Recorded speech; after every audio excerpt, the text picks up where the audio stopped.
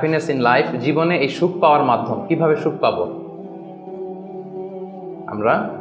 এই যে তৃপ্তি লাগা, ভালো লাগা, এই সুখটা এটা আমরা কিভাবে পাবো, কিভাবে এটা আমরা গেইন করব? ইসলামী পার্সপেক্টিভে এটা নিয়ে আজকে একটু কথা বলার চেষ্টা করবো ইনশাআল্লাহ। তো সম্মানিত সুধী, সুখ চাই না দুঃখ চাই এরকম কি কেউ আছে? সুখ লাগবে না এরকম কেউ আছেন এখানে? হ্যাঁ, জি বললো কে? জি না বলছে সে। আমি আমার পিএইচডিতে যে টপিকটা নিয়ে কাজ করেছি সেটা হচ্ছে human behavioural patterns in the Holi Quran and analysis of its multiple dimensions. মানে মানুষের আচরণটা কোরআন কিভাবে দেখে, কোরআন এটাকে কিভাবে এক্সপ্লেন করে। তো ওখানে অনেক টেন্ডেন্সিস দেখা যায় মানুষের মধ্যে। বিশ্বাসীদের এক ধরনের অ্যাটিটিউড, অবিশ্বাসীদের এক ধরনের অ্যাটিটিউড, তারপর যারা বিশ্বাসীও না অবিশ্বাসীও না মাঝামাঝি এক ধরনের অ্যাটিটিউড। কিন্তু সবার সাধারণত একটা কমন অ্যাটিটিউড হচ্ছে সবাই সুখ চায়, তাই না? সবাই শান্তিতে থাকতে চায়, সুখময় জীবন চায় সবাই, এবং সুখটাই মানুষ দেখাতে চায়, দুঃখটা দেখাতে চায় না। আপনি যদি আমাদের সোশ্যাল মিডিয়ার যুগ যেহেতু এখন, কানেক্ট করা আরও সহজ। দেখেন, আমরা আমাদের সুখকর মুহূর্তগুলো শেয়ার দিই, আমাদের যে খুব গ্ল্যামারাস যে ইভেন্টসগুলো আছে, সুন্দর সুন্দর ইভেন্টস বাদ দেন, লেটস সে ছবি, আমি একটা ছবি আপলোড দিব কোনো এক কারণে, আমরা কি করি? 10টা ছবি তুলে খুঁজে খুঁজে সবচাইতে সুন্দর লুক আসছে যেটা, ওইটা দেই। তার মানে সুখিত হতে চাই বটেই, আবার এই সুখটা, বুঝতেছেন তো নাকি? মানে ধাপে ধাপে আগাইলে আপনারা মজা পাবেন, টপিকটা ডাইজেস্ট হবে আর কি, যেটা আমরা বলি একেবারে শুরু থেকে শেষ পর্যন্ত আমরা বুঝে বুঝে আগালাম। তাহলে প্রথমে বুঝলাম যে সবাই সুখ চাই, এটাতে একমত সবাই, তাই না? গেল। এরপর হচ্ছে এই সুখটাই আমরা প্রকাশ করি, সুখটাই শেয়ার করি, সুখটাই দেখাতে চাই, দুঃখ আমরা লুকাই। এবং আমি আজকে সার্চ করে অবাক হলাম, বিশ্ব সুখ দিবস নাকি একটা আছে। আপনারা একটু গুগল করে দেখেন। এটা হচ্ছে প্রতি বছর মার্চের 20 তারিখে the international day of happiness, বিশ্ব সুখ দিবস। দেখেন, তার মানে এটা যে আমরা চাই, এটা যে লাগবে, এটা ইন্টারন্যাশনালি কোন জায়গায় চলে গেছে দেখেন। সবাই এটা, আমরা সুখের কাঙ্গাল, আমরা সুখের ভিখারি, আমরা সবাই সুখ চাই, সুখী হতে চাই আমরা সবাই। আর একটা মৌলিক কথা আলোচনা শুরুতে খেয়াল রাখলে সামনের পয়েন্টসগুলো আমার বোঝাতে সুবিধা হবে, সেটা হচ্ছে এই পৃথিবীর সুখটা হচ্ছে টেম্পোরারি। এটা কি একমত সবাই? এই the happiness in this life is temporary, এটা টেম্পোরারি, এটা স্থায়ী না। আপনি সুখ পাবেন, আপনি সুখী হবেন, আবার দেখবেন দুঃখ চলে আসছে, সুখের পরে দুঃখ, আবার সুখ। এই যে this is the circle of life, সুন্নাতুল্লাহি ফিল আরদ। পৃথিবীতে এটাই আল্লাহর সুন্নাত, সুখের পরে দুঃখ আসে, দুঃখের পরে আবার সুখ আসে। এটা পার্মানেন্ট না, পার্মানেন্ট সুখ হচ্ছে আখিরাতে।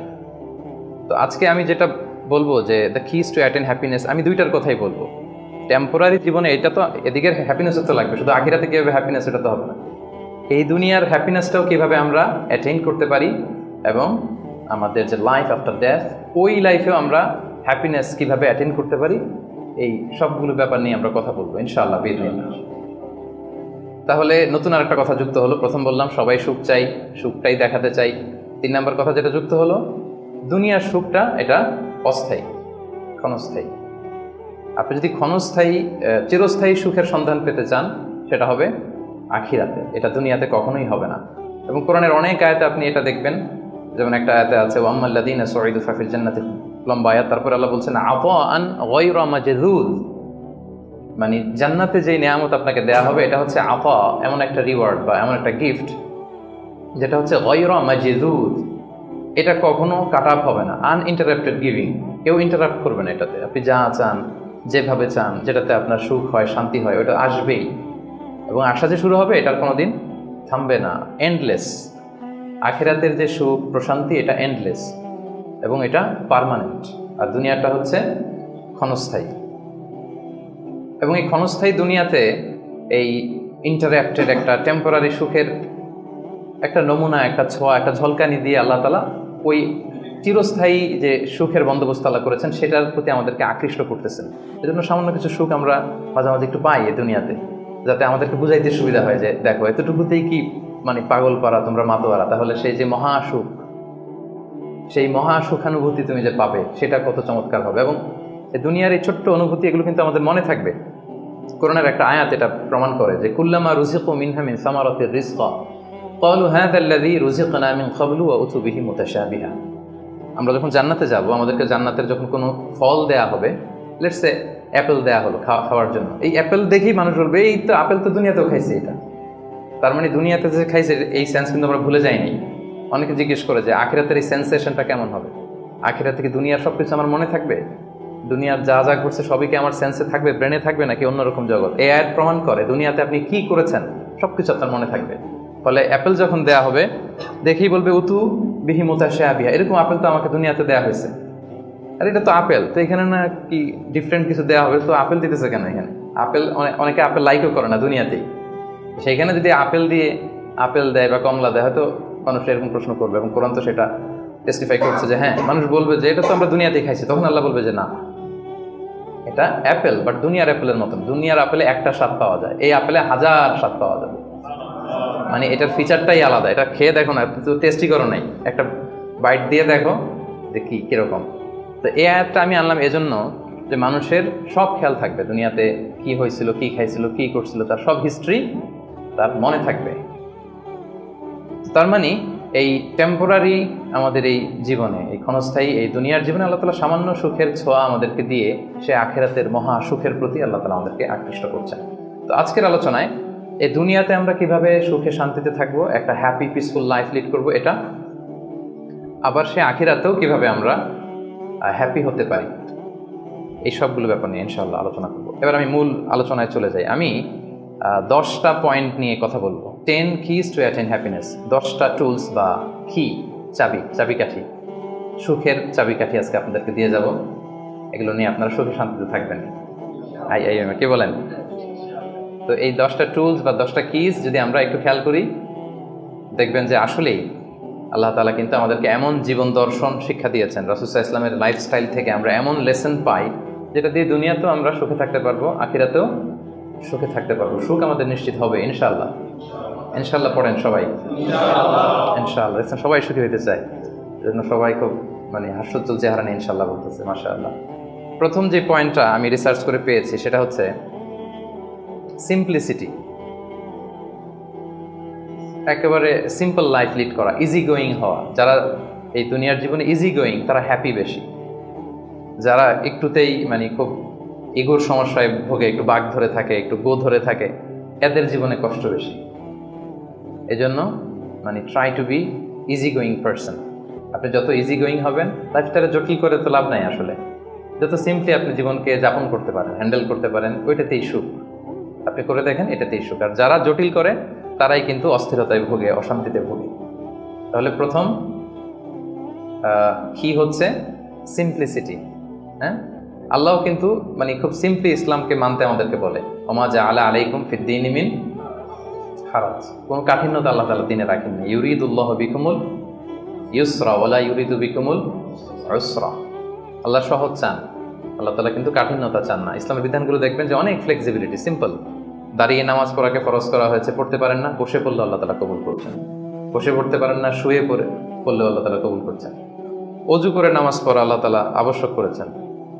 অজু করতে পারতেছেন না, তায়াম্মুম করে পড়লেও নামাজ আল্লাহ তাআলা কবুল করছেন। এই যে দেখেন সিম্পলিসিটি।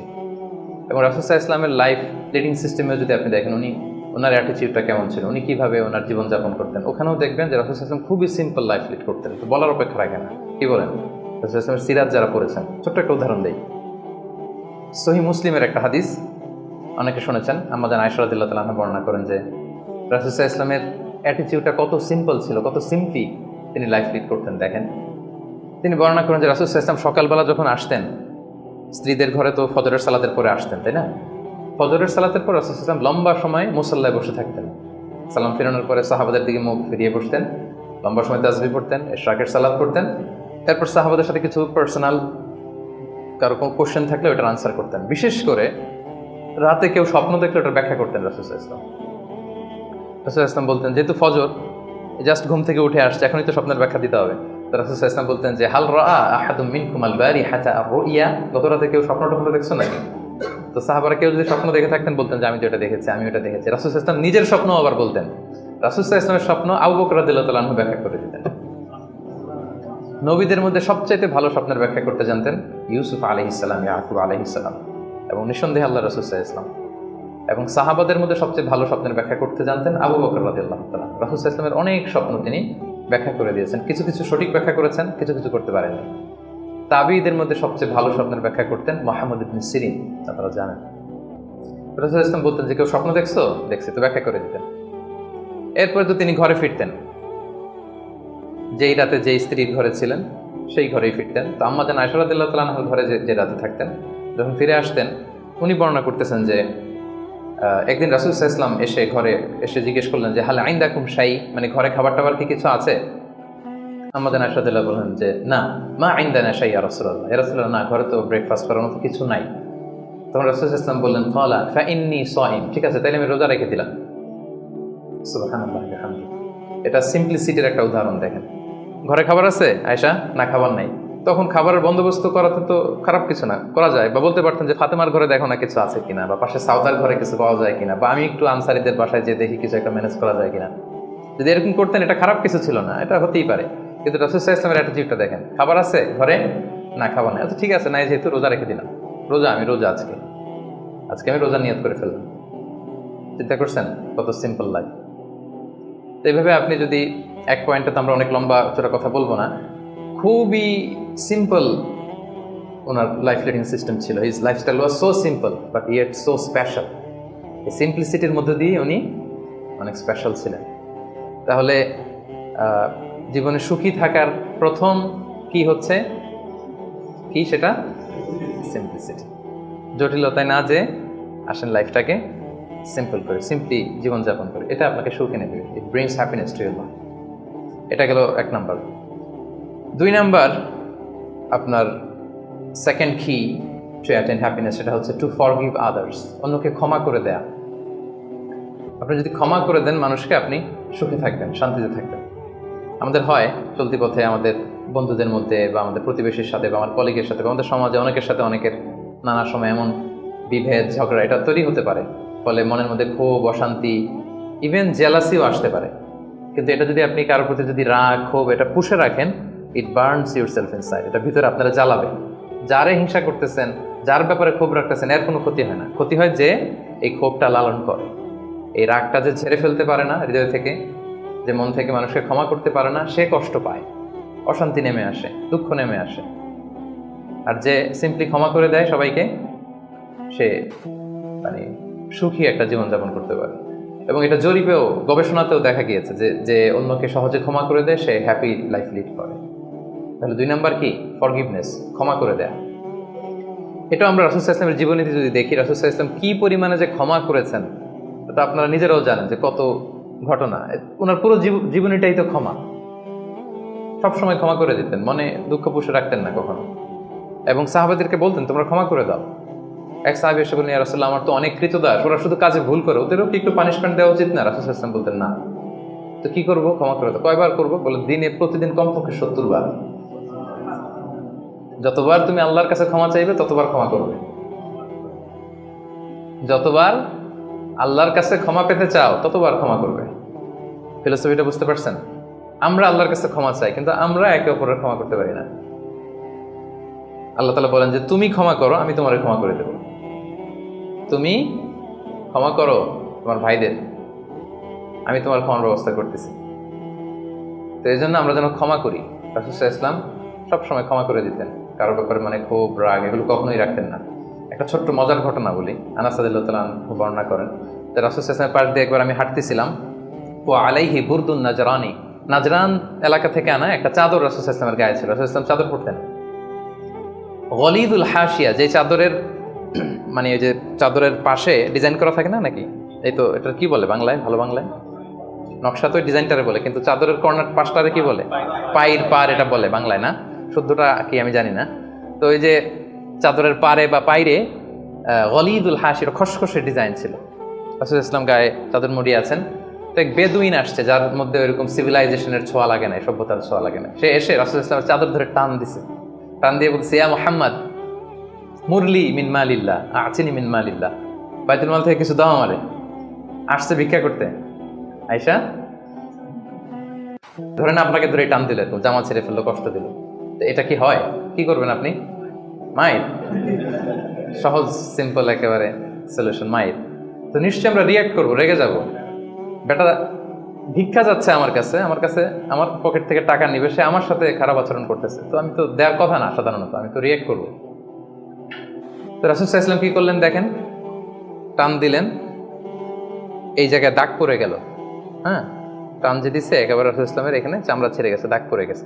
রাসূল সাল্লাল্লাহু আলাইহি ওয়াসাল্লাম শুধু এভাবে তাকালেন তার দিকে, তাকিয়ে ফাতাবাসসাম, একটা মুচকি হাসি দিলেন, দিয়ে বললেন যাও দিয়ে দাও, বাইতুল মাল থেকে কিছু অংশ দিয়ে দাও।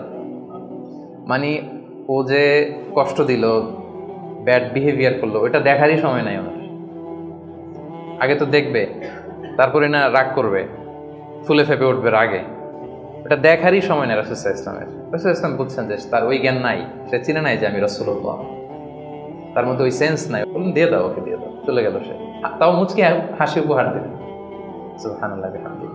এই যে পজিটিভ অ্যাটিটিউডের কথা আমরা বলি, অপটিমিস্টিজমের কথা বলি, দেখেন রাসূল সাল্লাল্লাহু আলাইহি ওয়াসাল্লামের জীবন থেকে দেখেন অন্যকে ক্ষমা করে দেওয়ার কি নমুনা তিনি স্থাপন করেছেন। মক্কা বিজয়ের কথা যদি ধরেন, তায়েফের কথা যদি ধরেন, তায়েফে তো তিনি রক্তাক্ত হয়েছেন।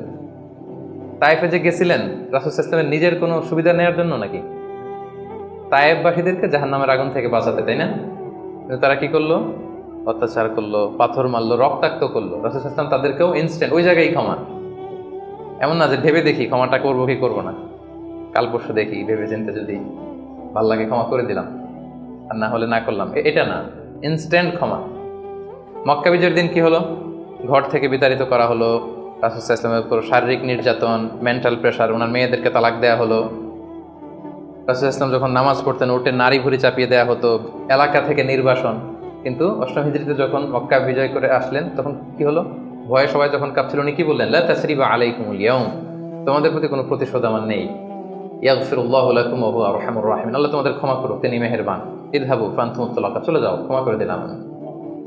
জীবনের পরতে পরতে রাসূল সাল্লাল্লাহু আলাইহি ওয়াসাল্লামের আপনি বায়োগ্রাফি দেখলে দেখবেন পরতে পরতে একটা মানুষের ক্ষমা করার জন্য যেন মুখিয়ে থাকতেন তিনি, কখন ক্ষমা করবেন।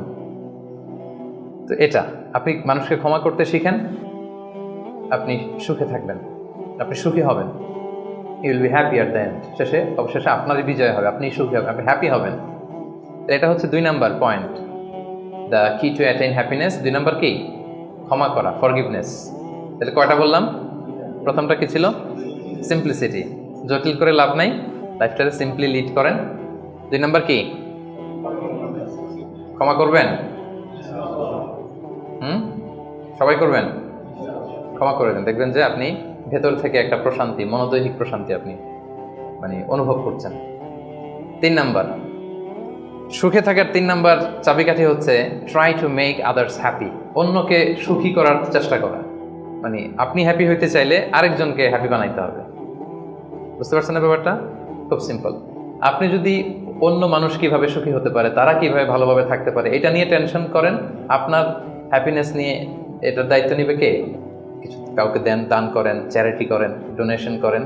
এটা করার পরে যে কি সুখানুভূতি, অনুভূতি কি আর বোঝানো যায় না, ওটা অনুভব করতে হয়। এটা আপনি অনুভব করবেন, এবং যারা আপনার এটা করেন নিশ্চয়ই অনুভব করেছেন। তো এটা যদি আমাদের মধ্যে থাকে, এটা আপনাকে হ্যাপি করবে।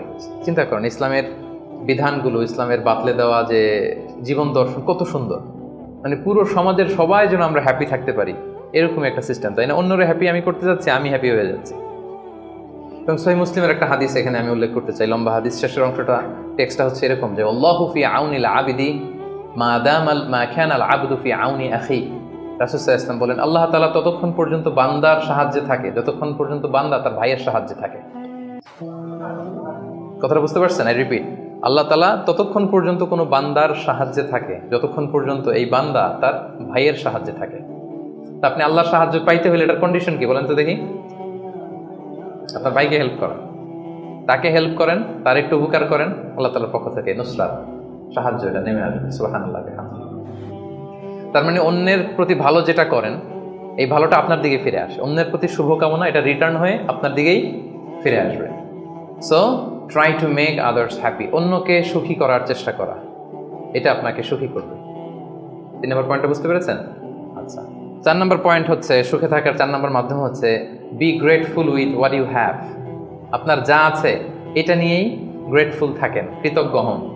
যেটা আছে, আমরা যেটা করি, আমার যেটা আছে এটা নিয়ে আমি তৃপ্ত না, আমি অন্যদের গুলো দেখে হাহুতাশ করি। কিন্তু আমার মাঝে যে আনন্দ নেয়ার কত কিছু আছে, এটা আপনি একটু খেয়াল করে দেখেন না, একটু খেয়াল করে দেখেন। এবং আল্লাহ তাআলা বলছেন যে وَإِذْ تَأَذَّنَ رَبُّكُمْ لَئِنْ شَكَرْتُمْ لَأَزِيدَنَّكُمْ وَلَئِنْ كَفَرْتُمْ إِنَّ عَذَابِي لَشَدِيدٌ, যে তোমরা যদি শুকরিয়া করো আমি নিয়ামত বাড়িয়ে দেবো, আর যদি কুফরি করো মানে অকৃতজ্ঞ হও তাহলে আমার শাস্তির মুখোমুখি কিন্তু তোমাকে হতে হবে। তাহলে শুকরিয়া করলে আল্লাহ তাআলা বাড়িয়ে দেয়। তো এই জায়গাটাতে আমাদের বড় ঘাটতি, আমাদের যা আছে, what I have I am not happy with that, এটা নিয়ে আমি সুখী না। মনে হয় যে ওইটাতে মনে হয় সুখ, ওই জায়গায় যেতে পারলে আমার জীবনটা একেবারে খুব আমি আনন্দিত হতাম। তারপর আপনি যেই স্থানটাতে যেতে চান ওই স্থানটাতে যে আছে তার সাথে কথা বলেন যে ভাই আপনি হ্যাপি তো, বলে না আমিও তো হ্যাপি না, ওই যে আমি তো খুঁজতেছি ওইটা, আমি যদি একটু ওই পর্যন্ত যেতে পারতাম তাহলে একেবারে মহা সুখ পাইতাম। আসলে সুখটা হচ্ছে আপেক্ষিক, আপনার যেটা আছে আপনি এটা নিয়ে যদি ভাবেন দেখবেন যে শুকরিয়া করে শেষ করতে পারবেন। আপনি দেখেন যে আমাদের মধ্যে কত কমপ্লেইন, হ্যাঁ, কত অভিযোগ, আমার এটা নাই, আমার সেটা নাই, আমার ভালো ক্যারিয়ার নাই, আমার জব নাই, আমার সুন্দরী বউ নাই, আমার ফ্যামিলির এই সমস্যা, আমার ওই মানে আমার জীবনে কিছুই পাই নাই আমি। মানুষের মধ্যে যোগ বিয়োগ এরকম এটা থাকে। কিন্তু দেখেন আপনার চেয়ে খারাপ অবস্থানে যে আছে আপনি একটু দেখেন কি অবস্থা। আল্লাহু আকবার। আপনি যদি ক্যান্সারে আক্রান্ত কোনো পেশেন্টের সাথে যে একটু দেখা করেন তখন বুঝবেন আপনার কি আছে। 2-3 বার কেমোথেরাপি দেওয়া হয়েছে, চুলগুলো দাড়িগুলো পরে একটা ফ্যাকাশে চেহারা হয়ে গেছে, পরে যদি যে জিজ্ঞেস করেন ভাই তুমি কি চাও, বলবে আমি শুধু বাঁচতে চাই। কি চাই? আপনি কি চান? ক্যারিয়ার চান, টাকা চান, ফলোয়ার চান, দাপট চান, আপনার অনেক কিছু লাগবে, আমি এটা চাই, ওইটা চাই, ওইটা চাই। ও শুধু একটা জিনিস চায়, কি চায় সেটা? যদি কোনোভাবে সে বাঁচতে পারে, মানে ডক্টর এসে যদি বলে যে না আপনি তো রিকভারি করে ফেলছেন, সে যে কি মহা খুশি, মানে অশ্রু সিক্ত সেজদা দিয়ে সে জানামাজ ভিজায় ফেলবে। হায় রে তার কান্না, হায় রে তার শুকরিয়া। কি জন্য শুকরিয়াটা করতেছে? বেঁচে আছে। আপনি বেঁচে আছেন না? আমি বেঁচে আছি না? তো আমি বেঁচে আছি, এই বাঁচতে পারাটা তার কাছে স্বপ্ন। চিন্তা করছেন ব্যাপারটা? এই যে আমরা শ্বাস প্রশ্বাস নিচ্ছি, কি সুস্থ সুন্দর জীবনযাপন করতেছি, এই বেঁচে থাকতে পারাটা একজনের কাছে স্বপ্ন, মহা স্বপ্ন।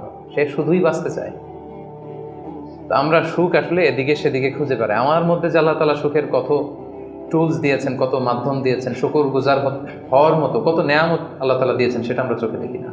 আপনি যদি একটু খেয়াল করেন কি নেয়ামত দিয়েছে আল্লাহ তাআলা, আপনি অবশ্যই শুকর গুজার হতে পারবেন। অনেক কিছু আল্লাহ আপনারা দিয়েছে যেটা অন্য কাউকে দেয় নাই, অনেক কিছু আপনার মধ্যে আছে। তো এগুলোর জন্য আমাদের মানে গ্র্যাটিটিউড শো করতে হবে আল্লাহ তাআলার কাছে, যে আল্লাহ শুকর, আলহামদুলিল্লাহ তুমি অনেক ভালো রেখেছো, অনেক ভালো আছে, আলহামদুলিল্লাহ। এই শুকরিয়া করার মেন্টালিটি যদি ডেভেলপ করেন দেখবেন যে আপনি মহাসুখী, আপনার মধ্যে সুখানুভূতি, মনোদৈহিক প্রশান্তি, শান্তি এটা নেমে আসবে। আর যখনই দেখবেন যে আপনার উপরে যে আছে, রাসূল সাল্লাল্লাহু আলাইহি ওয়াসাল্লাম বলছে যে উনজুরু ইলা মান হুয়া আসফালা মিন, তোমার যে খারাপ পজিশনে আছে তার দিকে একটু তাকাও, তাইলে শুকরিয়া করতে পারবে। তোমার চেয়ে উপরে যে আছে তার দিকে তাকিও না। এটা এমন না যে আপনি নিজেকে ডেভেলপ করার চেষ্টা করবেন না, করবেন, কিন্তু আপনি ওর দিকে তাকায় আমার এটা হলো না, আমি পারলাম না, এটা আসবে। কিন্তু আপনি যদি নিচের দিকে তাকান তাহলে বুঝবেন যে আল্লাহ তাআলা আপনাকে কত ভালো রেখেছে। তো এই জন্য সুখী হওয়ার 4 নম্বর মাধ্যম হচ্ছে be grateful with what you have. যা আমার আছে এটা নিয়ে যেন আমি শুকর গুজার হই। আমি যেন বেশি বেশি পড়ি আলহামদুলিল্লাহ। বেশি বেশি কি পড়বেন? পড়তে পারবেন তো? নাকি আলহামদুলিল্লাহ বলার মতো জীবনে কিছুই ঘটে নাই আপনার? হ্যাঁ, এরকম কেউ আছেন যে না আমি কি নিয়ে আলহামদুলিল্লাহ বলি, আমার তো আলহামদুলিল্লাহ বলার মতো এরকম কিছুই খুঁজে পাচ্ছি না। এরকম কেউ আছেন? হ্যাঁ, না, আলহামদুলিল্লাহ বলার মতো অনেক কিছু আল্লাহ তাআলা দিয়েছে। খুঁজে দেখেন, সুখে থাকবার মতো আলহামদুলিল্লাহ বলার মতো অনেক কিছু আমাদের জীবনে আছে প্রিয় ভাইয়েরা। তো 4টা গেল, 5 নাম্বার আমরা চলে যাই এবার। 5 নাম্বার হচ্ছে অনেকটা কাছাকাছি আগেরটার, অ্যাভয়েডিং কম্পারিজনস, তুলনা না করা। আমরা অনেক সময় নিজেকে অন্যদের সাথে তুলনা করতে যে অশান্তিতে ভুগি, এটা কিন্তু হয়। কম্পারিজন করলেই অশান্তি নেমে আসে। এটা খেয়াল রাখবেন যে আল্লাহ তাআলা এই পৃথিবীতে আপনাকে একজন unique, a very unique person হিসেবে পাঠিয়েছেন। প্রতিটি মানুষ অনন্য এই পৃথিবীতে, প্রত্যেকটা মানুষ, কারোর সাথে কারো তুলনা হবে না। সো আপনি যদি দেখেন যে না ওর তো সফলতা বেশি, ওর তো এটা বেশি, ওর এটা হয়ে যায়, এটা হচ্ছে আপনার একটা হাইলাইটেড রিল। ফেসবুকে একটা নতুন রিল বের করছে না, এইটার সাথে কম্পেয়ার করলে হবে না। ইংরেজিতে একটা কি যেন বলে যে the grass is always green out of the fence, মানে বাইরে থেকে বাগানের ঘাস খুব সবুজ লাগে, কিন্তু বাগানে যে বসে দেখবেন না ওদিকে তো হলুদ হলুদ ঘাস আছে, মরা ঘাস, লাল ঘাস, এইটা সেইটা, কিন্তু বাইরে থেকে গল্ফ মাঠ দেখলে কেমন লাগে? ওরে আল্লাহ, এত গ্রিন, গল্ফ মাঠে যে বইটা দেখেন যে কি খসখসে রুক্ষ কিরকম, আরো কিছু ঘাস আছে, সুন্দর না, অসুন্দরটা কাছে গেলে দেখা যায়, দূর থেকে আপনি বুঝবেন না। তো আপনি যাদের গ্ল্যামারাস লাইফ দেখে আপনি হাহুতাশ করেন, বুক চাপড়ান, এটা হচ্ছে হাইলাইটেড রিল ফেসবুকের, মানে ওইটাই তার মূল লাইফ না। হ্যাঁ, that is not the total picture. কারণ শুরুতেই তো বলছি, দেই কোনটা আমরা ফেসবুকে, কথা বলেন, স্পেশাল ইভেন্টগুলো দেই আমরা। আমার দুঃখের ওটা তো আমি লুকাই, আমরা লুকাই, ওটা তো আমরা দেখাই না। সো অন্যের হাইলাইটেড রিল দেখে যেন হাহুতাশ না করেন। আপনি একজন অনন্য মানুষ, আল্লাহ তাআলা আপনার মধ্যেও এমন কিছু ক্যাপাসিটি ক্যাপাবিলিটি দিয়েছে, এটা দিয়ে আপনি বিশ্ব জয় করতে পারেন আপনি। সো আপনি অন্যের সাথে কম্পেয়ার করবেন, আপনি নিজেকে ডেভেলপ করবেন, মানে compete with your self instead of others. অন্যের সাথে কম্পিট না করে নিজেকে try to B the best version of your self in every single day. প্রতিদিন আপনি ট্রাই করে নিজেকে আপনার মানে শ্রেষ্ঠ ভার্সনে পরিণত করেন, নিজের সাথে নিজে কম্পিট করেন। কিন্তু তুলনা করতে গেলে অশান্তিতে ভুগবেন যে ওর তো এত টাকা স্যালারি, আমার তো, ওর তো এত এত। তাদের জীবনের এই চাকচিক্য দেখে এটা দেখে যেন এটা যেন আপনাকে ধোকায় না ফেলে দেয়। আপনি এটার সাথে নিজেকে কম্পেয়ার করবেন না, আপনি নিজের সেলফ ডেভেলপমেন্টের চেষ্টা করবেন, আপনার রোলটা আপনি প্লে করবেন, প্রপার সময় প্রপার রেসপন্সটা আপনি করবেন, কিন্তু আপনার সাথে আপনি আরেকজনকে কম্পেয়ার করবেন। এই কম্পেয়ার করার কারণে আমাদের সমাজে, আমাদের জীবনে অনেক অশান্তি তৈরি হয়। এই কম্পারিজনটাতে কিন্তু ক্ষতি। এই পয়েন্টটা বুঝতে পারছেন? কম্পারিজন করবেন না, কারণ প্রত্যেকে আমরা অনন্য একজন মানুষ। অ্যাভয়েডিং কম্পারিজনস, আপনি যখনই এই তুলনা বাদ দিবেন দেখবেন যে আপনি হ্যাপি। তুলনা করলেই, কারণ নিচের দিকে তার তুলনা করবেন না, করবেন কোথায়? এইটা নাই, ওইটা নাই, আমার এটা হইল না, আমার সাথে কেন হয়, আমার কেন এত দুঃখ। এই কম্পারিজন যখন করবেন অস্থিরতা আসবে। এই পয়েন্টটা ক্লিয়ার? আচ্ছা, মাশাআল্লাহ, 5টা চলে গেল। 6 নাম্বার, এটা খুব ইন্টারেস্টিং। 6 নাম্বার পয়েন্ট যেটা আমি লিখেছি সেটা হচ্ছে পিস অফ মাইন্ড। এই যে শুরুতে আপনাকে যেন সংজ্ঞায় বললো যে মনের সুখ, তো এই যে মনের সুখটাই আসল সুখ, আমরা যে বাংলায় বলি, এই পয়েন্টটা হচ্ছে এটাই, মনের সুখই আসল সুখ। আপনার মন, আপনার হৃদয়টা, আপনার হার্ট, আপনার সোল, এইটা মানে পিস অফ মাইন্ড আছে কিনা এটা আপনি খেয়াল করবেন। বাহ্যিক অনেক জিনিস আপনার মানে চোখ ধাঁধানো মনে হতে পারে, ওইটা কিন্তু আসলে সুখ না। সুখ আসলে কোথায়? হৃদয়ের সুখটা, মনের সুখটাই আসল সুখ। আপনি দেখবেন যে অনেক অনেক সম্পদশালী, অনেক টাকার মালিক, অনেক নেম ফেম, কিন্তু ফ্যামিলিতে সুখ নেই, ঘরের ভেতরে তার অশান্তি, এরকম আছে না অনেক? আসলে কি সে সুখী? টাকা পয়সার তো শেষ নাই, মিলিয়নিয়ার, বিলিয়নিয়ার, মাল্টি বিলিয়নিয়ার, বিশাল বিজনেস ম্যাগনেট, কিন্তু ঘরে স্ত্রীর সাথে ভালো সম্পর্ক নাই, ছেলে মেয়ে কথা শোনে নাই, তো অহরহ এখনকার সময়। আসলে কি সে হ্যাপি? কি বলেন? চিত্তে শান্তি নাই, মনে সুখ নাই। মনের সুখ আসল সুখ। অনেক টাকার মালিক, ঘরে 8-10টা কাজের লোক, কয়েকটা বাবুর্চি, কিন্তু খেয়ে হজম করতে পারে না। আছে এরকম প্রবলেম অনেকের? বলেন তো, যার ডাইজেস্টের সমস্যা, ডাইজেস্ট হয় না, তার কত কষ্ট। আমাদের কখনো যখন এরকম হয় যে ডাইজেস্ট হচ্ছে না, একটু কে বলে ফুড পয়জনিং বা বদহজম, এরকম কিছু হলে কি অশান্তি লাগে। আর সারা জীবনটাই এটা, তার জীবনটা কেমন যাচ্ছে বলেন? আপনার যে মনে শান্তি আছে, এই যে 2 টাকা দিয়ে নাসি আয়াম খেয়ে ফেলতে পারতেছেন, যেখানে মনে চাই বসে ফেলতে পারতেছেন, শুইতে পারতেছেন, থাকতে পারতেছেন, কত সিম্পল লাইফ, কত সুখ। এরপরেও আমরা যদি সুখ খুঁজে না পাই, আপনি একটু ওদের দিকে তাকান, কিছুই হজম হয় না, তাদের কি অবস্থা? ঘরে শান্তি নাই, ফ্যামিলিতে শান্তি নাই।